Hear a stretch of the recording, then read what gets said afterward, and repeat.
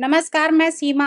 आज का जो मुद्दा है वो बीजेपी को लेकर है कि आने वाले चुनाव जो विधानसभा के होने वाले हैं 2027 में, क्या उसमें बीजेपी अब की पूर्ण बहुमत से आएगी या नहीं आएगी? जैसा लोकसभा चुनाव में हुआ था कि लोगों को इतनी हार का सामना करना पड़ा, उनकी सीटें कम हो गईं, उसका रीज़न क्या हुआ?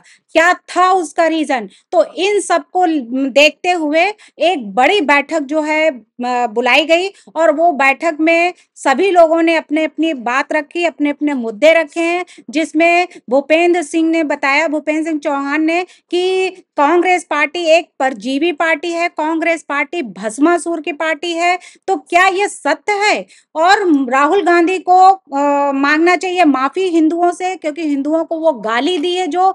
और वहीं पे सीएम योगी ने कहा जो ज़्यादा उछल-कूद कर रहे हैं उनको आगे मौका नहीं मिलेगा।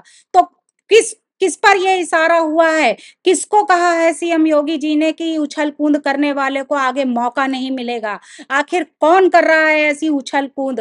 क्या वाक़ई में ये सही है? 2027 के चुनाव को लेकर अहम बैठक जो हुई है, उसमें ये कहा गया है कि सभी लोग सतर्क हो जाएँ और सोच समझ कर सब डिसीजन लें और जो लोकसभा चुनाव में जो गलतियां हुई हैं वो गलतियां दोबारा दोहराई नहीं जाएंगी। तो इन सबको लेकर उन्होंने अपनी ये अहम बैठक बुलाई है जिसमें उन्होंने ये भी कहा है कि केशव मौर्य दिल्ली आए, क्या संदेशा लाएं। यानी केशव मौर्य अगर दिल्ली गए थे कल तो वो क्या संदेशा लेके गए थे, तो वो सब यही अंदरूनी जो बातें चल रही थी कि आने वाले चुनाव में जो 2027 में होने जा रहा है विधानसभा का चुनाव, उसकी तैयारी कैसे की जाए, कौन होगा इसका सीएम। तो यूपी बीजेपी में अंदरूनी कलह हो रही है क्या? सत्य बात है कि अंदरूनी कलह उनके अंदर हो रही है, इसीलिए सब दिल्ली पहुंच रहे हैं।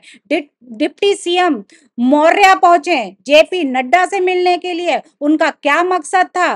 तो वहां पे वो मिलके उन्होंने यही चुनाव के विषय में बातें की हैं कि जो हार का सामना लोकसभा चुनाव में हम लोगों ने देखा है उसका सामना ना करना पड़े, इसलिए ये मीटिंग बुलाई गई थी। उसमें अहम बैठक में अहम बातें जो है करी गई हैं। योगी को मुख्यमंत्री पद से क्या हटाया जाने का प्लान बन रहा है? क्या मुख्यमंत्री जो सीएम योगी हैं तो वो पद पर रहेंगे या नहीं रहेंगे? संगठन वर्सेस सरकार, यूपी में कुछ बड़ा होने वाला है क्या? इस वजह से ये सब बैठकें बुलाई जा रही हैं। बुलडोजर बुलडोजर को लेकर भी कुछ अपशब्द कहे जा रहे हैं। जैसे अभी लखनऊ में बुलडोजर जो चलाए गए थे, उन बुलडोजर को रुकवा दिया तो सबने योगी की जय जयकार मनाई कि हम बहुत ज़्यादा मिठाइयाँ बाँटी गईं। लोगों ने बड़ा माना कि योगी जी ने इतना अच्छा कार्य किया कि बुलडोजर रुकवा दिया तो हम लोग बेघर होने से बच गए, जो लखनऊ में चलने जा। तो बुलडोजर चलाओगे तो वोट कहाँ से पाओगे? लोगों का कहना है कि अगर बुलडोजर चलवाओगे तो वोट कहाँ से पाओगे? तो क्या ये भी सत्य बात है कि उनके बुलडोजर जो चलते हैं इस वजह से उनका वोट कट रहा है? क्या योगी को छोड़नी होगी कुर्सी इस बुलडोजर की वजह से? तो ये सारे मुद्दे जो हैं वो 2027 के लिए क्या ये उनके लिए बेनिफिट साबित होगा या उनके लिए डिसएडवांटेज साबित होगा? इसको देखते हुए बैठकें बुलाई जा रही हैं और उनको बीजेपी में ऑल इज वेल बोला जा रहा है कि बीजेपी को, यूपी की बीजेपी ऑल इज वेल, यानी कि उनको कुछ ऐसा हो कि वो पिक्चर जो आई थी कि ऑल इज वेल, जैसे जब कोई धड़कनें बढ़ जाती या कोई ऐसी दिक्कत आती, कोई परेशानी होती तो वो अपने हार्ट पे हैंड रख के बोलते all is well, all is well, यानी कि जो होगा वो अच्छा ही होगा, शांति से आप बैठ जाइए। तो 2007 में लोकसभा में क्यों रोए थे योगी सीएम? क्या था उनके मन में जो एकदम से फूट फूट कर रोने लगे थे लोकसभा में 2007 में? तो उन्होंने अपने दर्द भरी कहानियां सुनाई कि उनको लोगों ने आतंकवादी बता दिया था, अपराधी बता दिया था, सुरक्षा और दुर्व्यवहार पर रोए थे, इस बात पर कि मैंने भ्रष्टाचार के अपराध को उजागर किए थे तो उसमें हमें ही अपराधी बता दिया गया था। हमको ही उल्टा-सीधा लोगों ने कहा था। तो इस बात पर वो 2007 में लोकसभा में ऐसे फूट-फूट कर रोए, जैसे लगता है कि मानो उनके अंदर का कुछ ऐसा दर्द जो भरे हुए थे, वो बाहर निकल रहा हो आँसुओं के थ्रू। तो क्या यूपी बीजेपी में विस्फोट होने वाला है? यूपी बीजेपी में ऑल इज वेल जो है हो रहा है। तो ये सब चीजों को देखते हुए उनको जो लोगों ने उनको पसंद कर रखा है कि योगी जी जो भी डिसीजन लेते हैं बहुत अच्छा डिसीजन लेते हैं। बस उन्होंने जो ये बात कही है कि उछल कूद करने वालों को दोबारा मौका नहीं मिलेगा। तो इस बात पर जो है उन्होंने ये बात बोली है कि बयानों पर घमासान जो युद्ध चल रहा है, उस घमासान युद्ध को रोका जाए।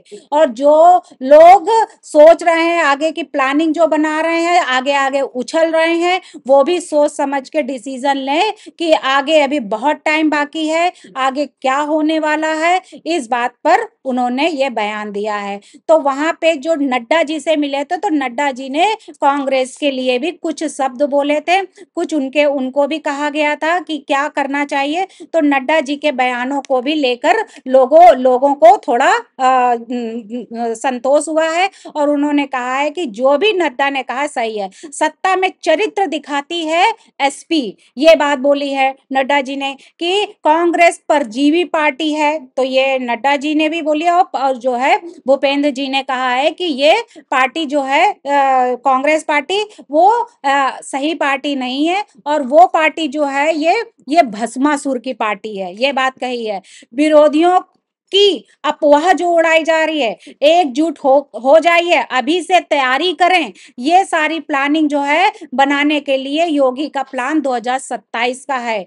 आप अपने में मेहनत करिए, आत्मविश्वास, अति आत्मविश्वास सभी को जो है बचा के रखना चाहिए, वही हमको बचाएगा। तो अति आत्मविश्वास जो है वो हमको ऐसा ना हो गिरा दे। तो हमें अति आत्मविश्वास नहीं करना चाहिए, सब्र करनी चाहिए, सबक सीखना चाहिए लोकसभा चुनाव से। और आने वाले जो चुनाव होने जा रहे हैं विधानसभा के, उसके लिए हमें एकजुट होकर तैयारी करनी चाहिए। केशव ने क्यों कहा संगठन सरकार ऐसी है, तो इस तरीके से हर से सीख लेनी चाहिए। तो जो हार हमने सही है लोकसभा में, उसमें से सीख लेनी चाहिए। और 2027 के चुनाव के लिए हमें तैयारियां करनी चाहिए। ये बात जो है आज की बैठक में बोली गई है। इसके लिए जो है आप भी सहयोग दीजिए। और जो भी नेताओं ने जो बात बोली है बिल्कुल सही बोली है। जो कहते नहीं है कि आज करे सो कल और कल करे सो अबही। तो जो कार्य हमें कल करना है 2027 के लिए, वो कार्य अभी से हम क्यों ना शुरू कर दें, जिसमें कि आने वाला जो चुनाव विधानसभा का है उसमें हम फिर से उसी तरीके पटाखे फोड़ें, उसी तरीके से जश्न मनाएं जैसा कि हमने लोकसभा चुनाव के में मनाया था पहले वाले, ना कि 2024 वाले चुनाव में। धन्यवाद।